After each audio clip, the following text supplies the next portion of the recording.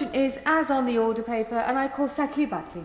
Thank you, Madam Deputy Speaker. And can I thank the Honourable Member for Dunfermline and Dollar for bringing this debate, and also the Backbench Business Committee for allowing it, but also the eloquent way he addressed the issue. I don't think there was a single thing I actually could have disagreed with him on.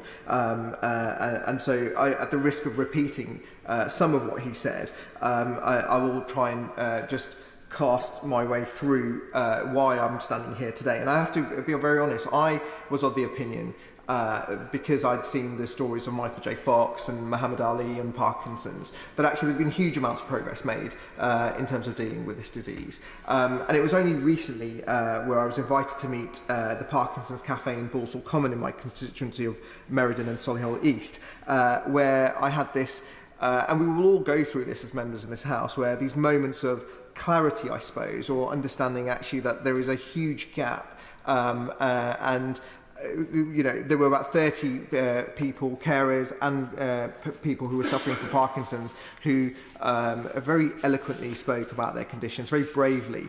And the reality was, it gave me a moment to reflect on the fact that actually there is a huge gap here. So this is a really timely debate on a day I know that many of us will certainly have draws on our time given the local election. So it's a great privilege to speak in this. As the Honourable Member said, that Parkinson's is a hugely debilitating disease, and actually while there is a disproportionate amount of people who get diagnosed in their later years, as we saw in the case of Michael J. Fox, there is no age minimum threshold, and in fact I think he was diagnosed at the age of 29. It can lead to sensory issues, voice changes, facial masking, and of course movement issues, and it really does result in a significant life-altering incident, which obviously affects not just the individual but the people around them. And I think I was also astounded to see and astonished to see the lack of care and support that there is, for a number of reasons, and that's why, as I will say, go on to speak on today, the Parkies Charter actually has some very reasonable and legitimate requests, which certainly I will lend my support to. And I'd work with the government on supporting them in their endeavours on this, because there are about 153,000 people who suffer from Parkinson's. We have a significant number across the borough of Solihull. And so I had the pleasure of meeting Jane Lindsay, who was diagnosed with Parkinson's in 2019. And a lot of things that were brought to me are actually relate very directly to what the Parkies Charter requests. And so after leaving hospital with the diagnosis, Jane, who left with her husband, didn't know anything about the disease. And she said to me, I'm just not sure where this will all lead me. There was a significant lack of support, significant lack of information. And Jane had been in the teaching profession for almost 40 years.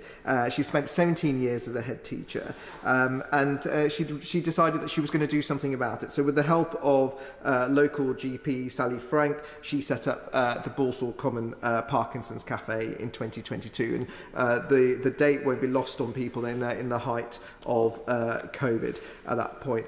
And she found that being in touch with other sufferers of Parkinson's was a lifeline, because, as the Honourable Member said when he recited that poem, she knew people then who also walked in the same shoes, had shared the same experiences, shared the same concerns. And initially there were only 6 members of this group. But it's now expanded to at least 30. And they're very lucky, the group are. They work in the church hall, they meet regularly, where they get the facilities for free. And I commend the church for offering that facility.